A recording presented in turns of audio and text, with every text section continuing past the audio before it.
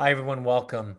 It is September 2nd, 2019. Happy Labor Day to all of you, and welcome to Evoke Therapy Program's broadcast. I think one thing that's interesting for me about the history of these broadcasts is that when we first began them back in 2007, I believe it was, uh, my thinking was that all of them were going to be question and answer, that I was just going to take questions that people had midweek, kind of a check in or a support in between their therapist phone calls. And so with that, I started doing the Q&A, and then people were asking for topics. But this really was the original idea that we were going to have. So what we like to do is bring in the questions that are pre-submitted first. And for those of you who are joining us live, you can enter in any questions along the way. I don't have a moderator this evening, so I'm just going to kind of work it myself. So I'll get to the live questions once I've finished the 5 or 6 questions that have been pre-submitted. So with that, question number one, isn't the idea of codependency just another way of saying it is the parent's fault? I think it can be interpreted that way. And one of the things that I find distasteful in the treatment field is this kind of blame shaming that therapists and treatment professionals do to parents. I mean, there's a couple of things, a couple of ways to discuss this. Number one, it's okay to be at fault. It's okay to take accountability and to be responsible. In fact, I think kind of the highest version of parenting is to admit that and to know that you've dented your children.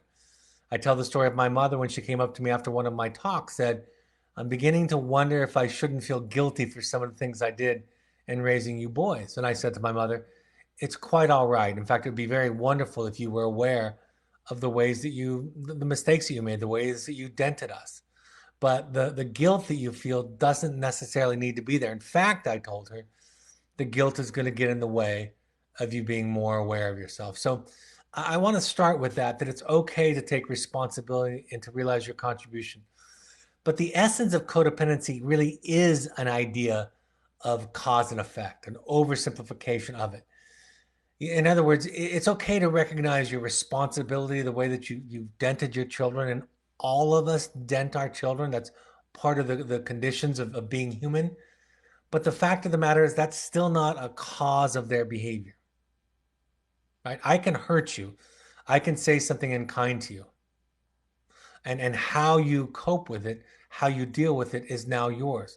I think it's really important that we don't create this false dichotomy. And for me, what that means is that parents and children can have discussions where children talk about how parents hurt them. I think that's really important that you develop the capacity. But now the dents are the child's, right? The dents are theirs to work out. It doesn't exonerate you, remove the responsibility for going forward and growing up in your life. And this can happen from a young age. And I think, in fact, the more open the parent can be to it, the better. Something else I've been thinking about with codependency lately is codependency is a pop psychology term. It's not a clinical term. It's something that comes out of the addiction literature. The more scientific word would be poor attachment. That would be the more accurate or the deeper psychological term. And everybody has some attachment wounds. Of course, some are much worse than others, but everybody has them. Every parent is human. And because of that, none of them are perfect.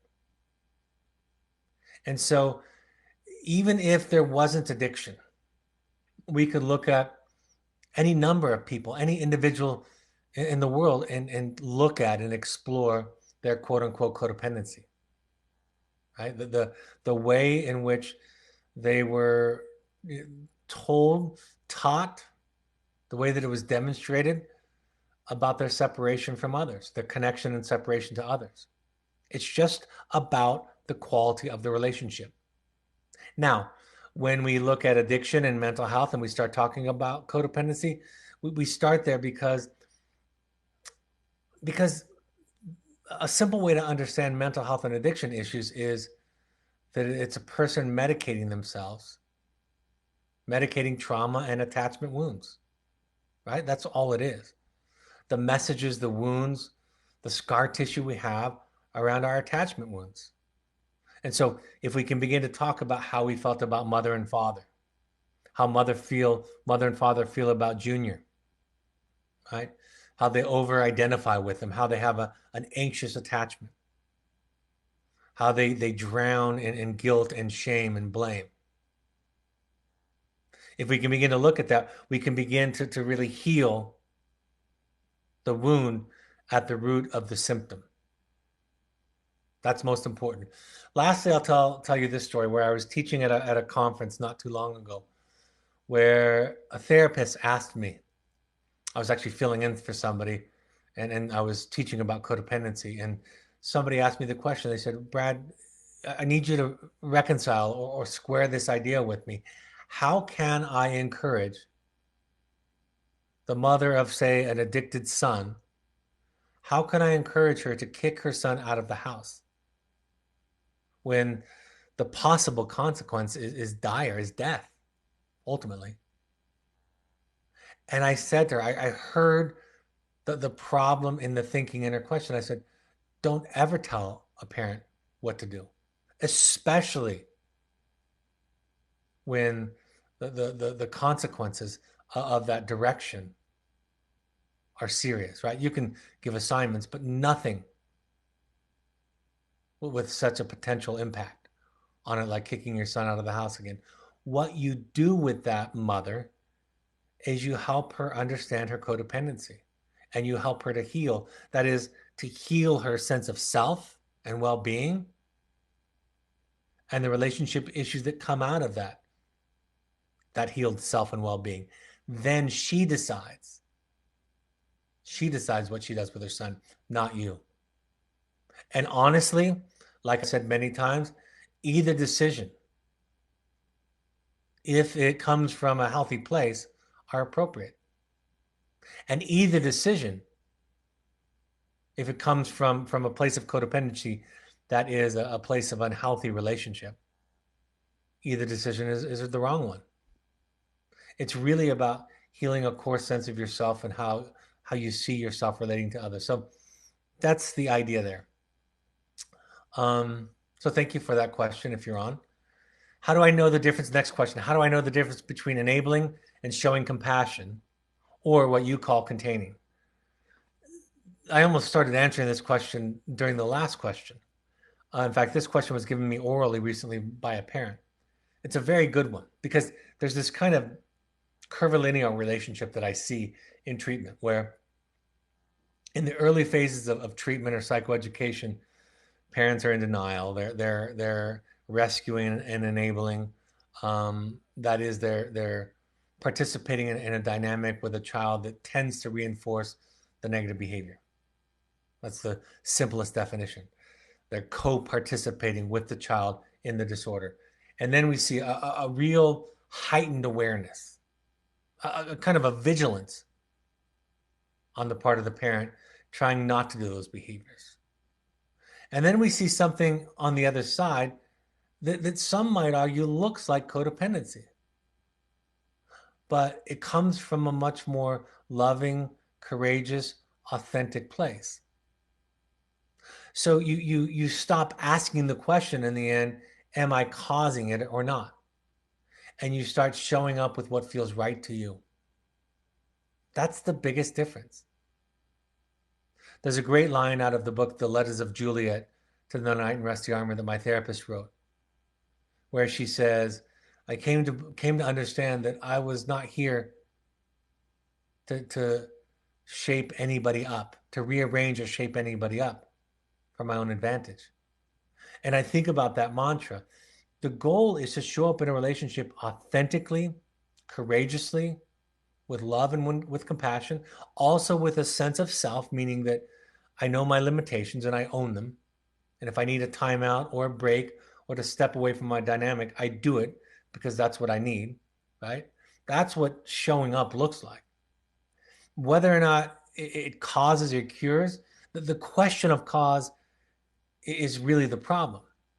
The idea that you can control another human being. That's the problem. So you You let go of control. You let go of fixing. You let go of managing. And ironically, not only do you free yourself up of painful anxiety and depression and drama and trauma, not only do you free yourself up from those issues and feelings, but you also create a more optimal environment for the people that you love. Both things happen. Now, listen, I say a more optimal environment. I don't say one that is absolutely guaranteed to cure or to change anybody. That's not the thing. But you're a healthier person. So your contribution is more healthy. So that's a great question. Next question. If we are supposed to let go of outcomes, why send a child to treatment? These are kind of building on each other. This next question is you do it because it's the right thing to do. You do it because you want to send your child a message. You want to provide an opportunity for healing, for a new context, right? A respite from the storm that they themselves might be creating for themselves. And that's what you do. But at the same time, is this kind of magically ironic thing that you do, which is you let go. But we don't have experience with that. Like a lot of things in mental health, we just don't have experience. I will say something very bold, and I've witnessed this over the years of doing adult intensives. Most people don't know what it would sound like if a capable, loving, patient, authentic, clear minded adult showed up. They just don't know what it sounds like. We do these role plays where you go back and you talk to your parents and you talk to your siblings, you talk to even your younger self. And I'm always curious. I'll ask clients on occasion, not all the time, what do you want to hear? What would you want to hear from your parents? This happened at a recent one. And they'll give a version that sounds relatively kind, relatively warm. And then I offer just a little tweak to it. Say, what if your parent was to say this? And I have the person playing the role say this thing. And so often somebody says that would feel a lot better.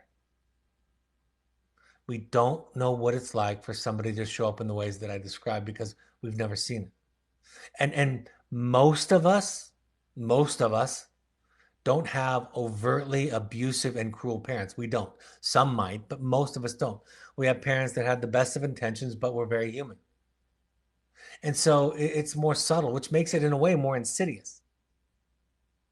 It takes that therapy lens, that deeper dive to kind of pull it apart and to hear what we were really being told about ourselves and the world. So I'm digressing a little bit, but you do it because it's the right thing to do. And the right thing to do means it's what your heart believes in. The same way that you would tell somebody something kind or loving. You do it not to try to manipulate how they feel. You do it because it's an expression of your love. You do it because the means is the end. It's an expression of your attempt to give your child something that they weren't getting at home, something other, something different, something unique, in a safe, contained place. That's why you do it. And you learn all along. And sometimes children help you learn this more than others by resisting, by struggling in treatment. So those children really do well to teach their parents that you've got to let go of outcomes.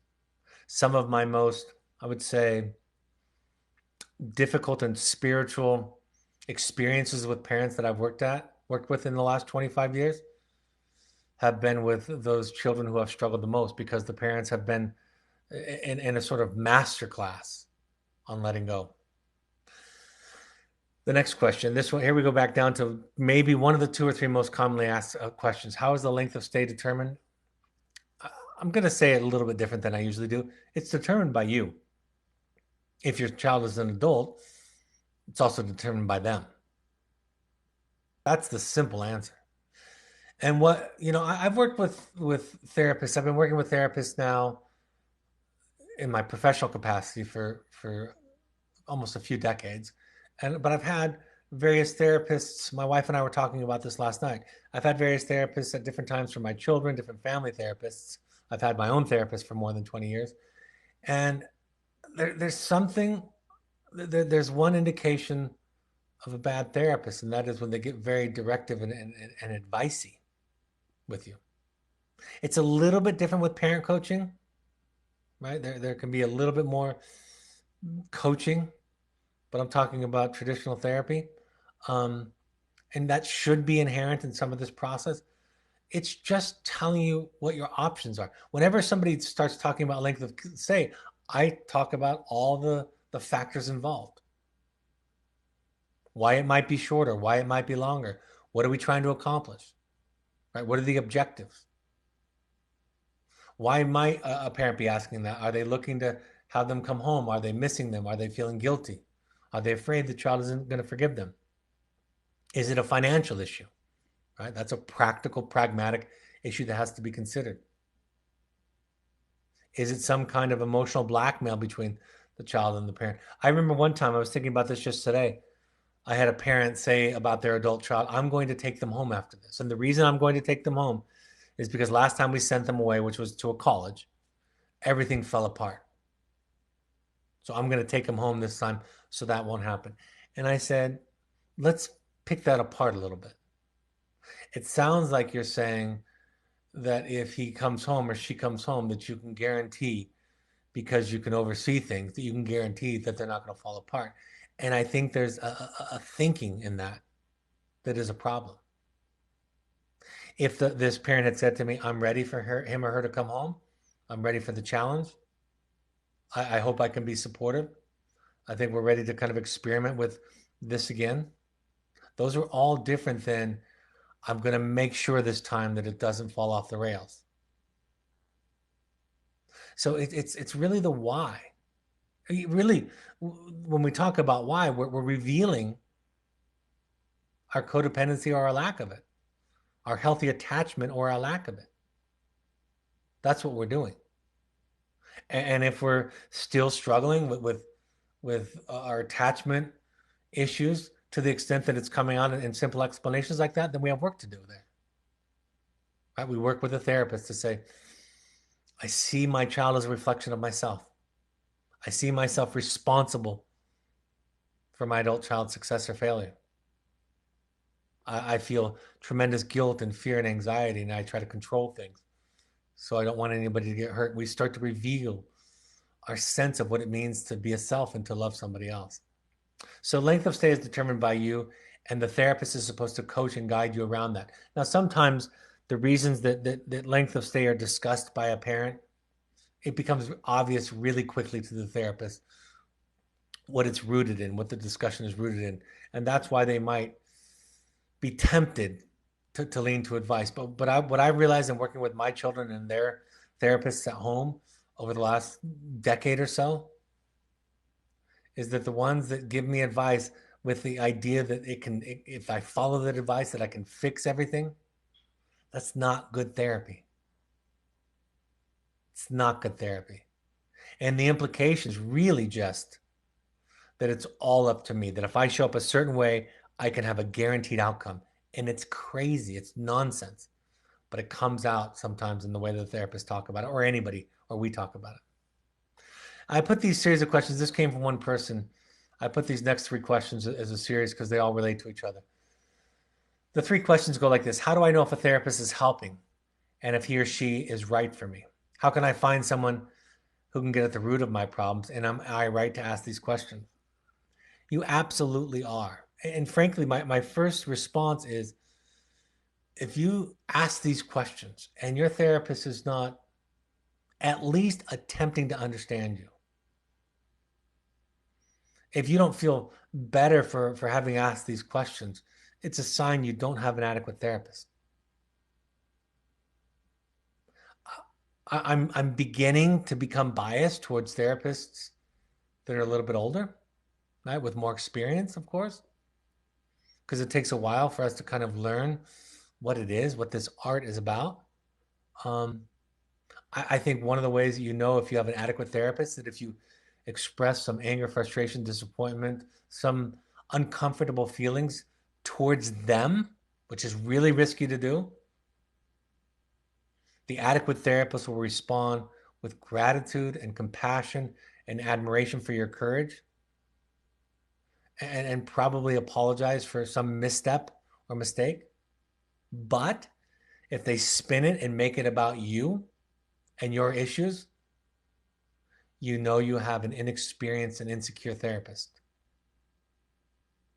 I don't put a lot of weight on therapists who label themselves with a certain theory. It's a way to kind of hide behind what is a critical aspect of therapy, like the self of the therapist. My wife told me that she asked one of our children's therapists how many children that therapist had. And there was a very cold and formal wall, which is actually something they teach you in graduate school sometimes because the professors don't know any better. And the therapist said, "Why are you asking?" And my thinking was, it's an easy answer. You just tell them how many kids you have and how old they are. Because the rigidness of that therapist and her inability to ask the question, it demonstrated that she thought she had to be right. There are therapists who don't have any children. There are therapists who have been through a lot of what you've been through. But the fact of the matter, if they don't have the perspective that I don't know your truth, that I'm not here to tell you how to live, but here to support you in a process that helps you figure out what's right for you, you have a problem with that therapist, right? There's a problem in that process. So if I don't think that I am a guru and know everything, my answer is going to be pretty simple and straightforward. Right? I'm aware and generous with my potential biases and blind spots, not defensive of them, not defensive of the projection that you might have. In fact, if you said to me, well, you have never had a kid with autism spectrum disorder, for example, my response would be, you're right. I do not know what that's like. That's why I can't tell you what to do. I can talk about some general ideas and principles, some situations that have worked for me that as I've gone through my own challenges, but they may or may not apply to you. That's up for you to decide. So I wrote a couple of things about this because this is passion. My next book that I just finished last week and is being edited by somebody else now, ready for its final draft. I talk about finding an adequate therapist, and I've written a couple of articles on this before. One was a blog, and I've put the link here. You can just Google Brad Reedy and what to look for in a therapist if you're listening on the podcast. I also co-authored a paper, a more scholarly version of it with my wife that showed up in the NatSap journal. And the article for that, if you want to Google, if you're not looking at the link right now on the screen, if you're listening to the podcast version, just Google Brad Reedy and psychology versus therapy, and then click on the NatSap link. And both talk about this idea that this shift from a therapist who is anxious to fix you versus the therapist that's eager to understand you. See, we think we need this kind of schoolmaster to slap our hands, to shape us up, because that's all we knew, most of us. That's how we were taught that people learn. But an adequate therapist is patient. An adequate therapist is something different than a schoolmaster or a parent, ideally. An adequate therapist responds with curiosity instead of anxiety, curiosity instead of fear or shame. Curiosity that says, you must have a good I was just talking to my publisher today. You must have a good reason. No matter how depraved your behaviors are, you must have a good reason for this. So those are my answers. And you're not only okay to ask this question, it's important to ask them. And if you can't have this dialogue with your therapist and feel better afterwards, it might be time to look for a new therapist. Frankly, and I know this sounds a little bit strange, maybe even self-promoting, print up the articles and have them read them, pay them for the time, but say, hey, if this lines up with you, this is what I've been thinking, this is what I've been learning. What do you think about this? And some of the stuff that I write is pretty indicting because there's really only one way to respond to a client who's getting upset with you, and that is in a welcoming, kind, nurturing, understanding, potentially even apologetic way. Anything else is not therapy. It's something else. And if you're too much for the therapist because you have too many feelings, that's okay too. They're just human. Then find somebody who can contain you. All right, I'm happy to take live questions. Like I said, I don't have a moderator this morning, so I'm going to read to you the questions and then I am going to just answer them. First question that's coming live. What do you say when someone not in your circle asks where your son is? Is there a sentence that lets them politely know what happened, but it's not up for discussion? Vague is the best way. Where he was having some struggles and we sent him away to a school. We are technically a school. The adolescents are called students, in fact. So keep it as vague as you would like. We're working on, he's in this experience, he's having this experience where we're learning how to deal with some things. Just keep it vague. The people that are your people will respect your boundaries. The people that aren't, doesn't matter what you say. And again, I love this question because what it reminds me of is that we just do not have a lot of experience with people who have healthy boundaries and capacity. We don't. It's not in abundance. This process that I'm describing, this process that you're involved in, it is the exceptional. It is the rare. It's not the commonplace. Thank you for that. Great question. Next question. Who should be in touch with my daughter besides my husband and I? That's not one size fits all kind of answer. So ask your child's therapist. I typically, and this is a kind of a general answer, is it starts off with the primary parents, whoever those are. Could be a step parent involved in that also. Then we may expand to siblings. That can happen in the first couple of weeks sometimes when a sibling wants to write one of those early letters, those kind of a hopes and intentions type of letter.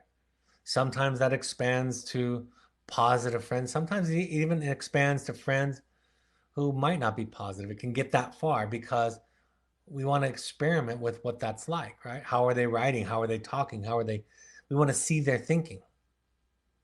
So mom and dad or step parents or primary parents or grandparents first, right? Whoever's the guardian. Expanding to siblings, aunts, uncles, and grandparents, if appropriate, if there's an intention behind it, and then expanding beyond that. That's going to be the exception.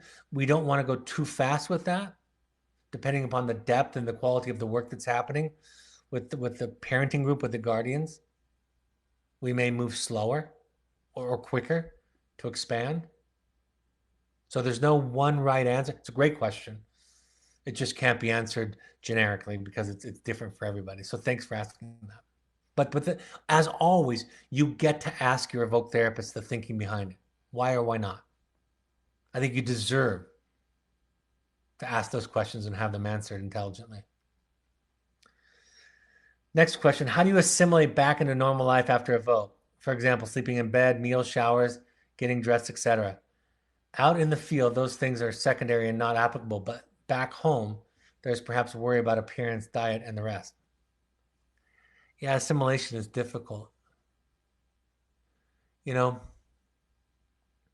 my therapist told me this one time that once you've been in analysis, you don't really want to talk to other people that haven't been in analysis. And once you've been in this experience as a parent or a student or a client, sometimes the discussions that we used to have don't make sense anymore. Some of the assimilation back is easy and less complicated, but it's hard to, how do you explain?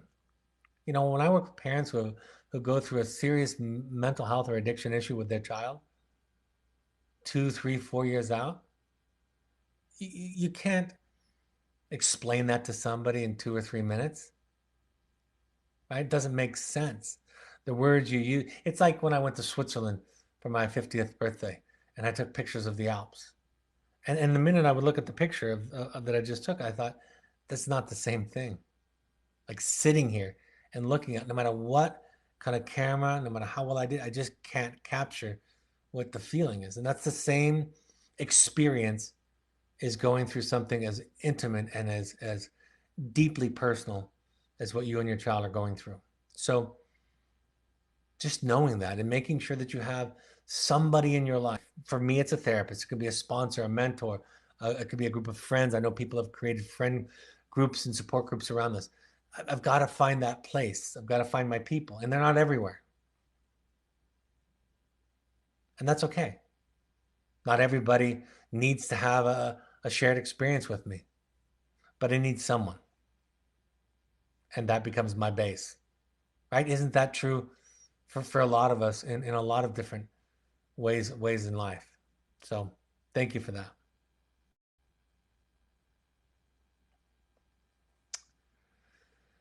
Next question. My son finished the program recently, and when he's frustrated, he jokes about me sending him away. I don't want to defend the decision, but I say yes, and I think our entire family function is functioning better. I hope you do too. Does that sound unkind since he did the hard field work, but we all benefited? I still feel a little bit guilty that he lost the summer. First off, you have my compassion, okay? So just know that. Second off, you said it.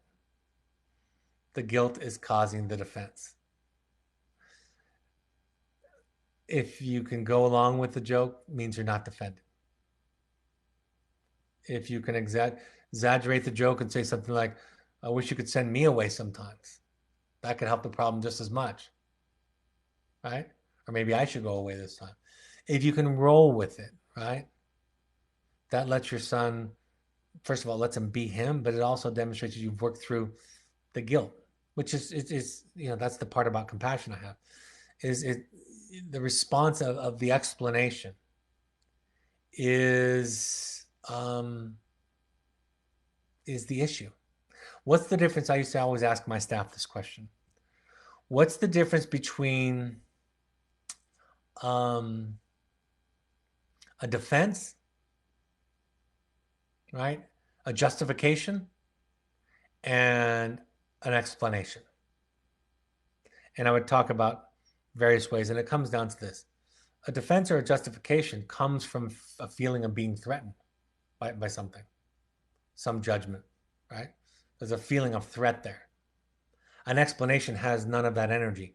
One of the signs of whether it's a defense and a justification versus an explanation, that if somebody cut you off mid-sentence, if it's an explanation, your response will be, okay, I don't need to explain it. It's easy to let go of. It's easy to drop it. If it's a defense or a justification, it's going to be harder for you to let go of if somebody stops you mid-sentence or disagrees or interrupts you. So if it's easy not to say it, it's an explanation because then it's not coming from that need to defend. If it's hard to let it go and not say it, it's coming because of a defense. So then it's just your issue, right? And we all have these all the time. And it takes a while to understand the defense, to understand the wound, to understand the trauma that we feel, and to work through it. And as we do, we have responses that aren't what we call trauma responses, and we have responses that are based more on our capacity, greater bandwidth. Thank you. Next question says, can you talk about the interplay between mental health challenges and accountability awareness? As a parent, I struggle with understanding what expectations are reasonable and appropriate for my child with mental health challenges. I don't want to view them through the victim lens, but nor do I want to have expectations that are not reasonable to meet. That is a really good and hard question. I just finished the book I told you. Chapter 1 is kind of the heroic journey extended. Chapter 2 is what it means to be a self. And chapter 3 is what it means to love another.